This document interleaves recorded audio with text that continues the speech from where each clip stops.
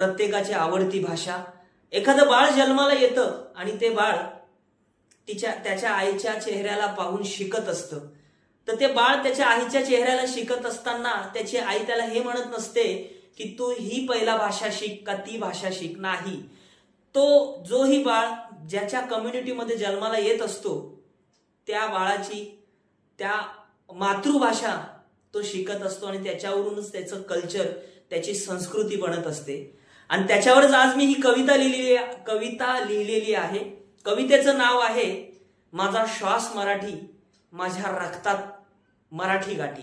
तर कवितेला मी सुरुवात करतो। मराठी भाषा आमची मान, अभिमान आणि स्वाभिमान। त्याला हात लावणार तो मोडून टाकणार आम्ही तुमची मान। मराठी भाषा काठी तुमच्यावर पडेल तर घेऊन फिरावं लागेल तुम्हाला वाटी। मराठी भाषा काठी तुमच्यावर पडेल तर घेऊन फिरावं लागेल तुम्हाला वाटी।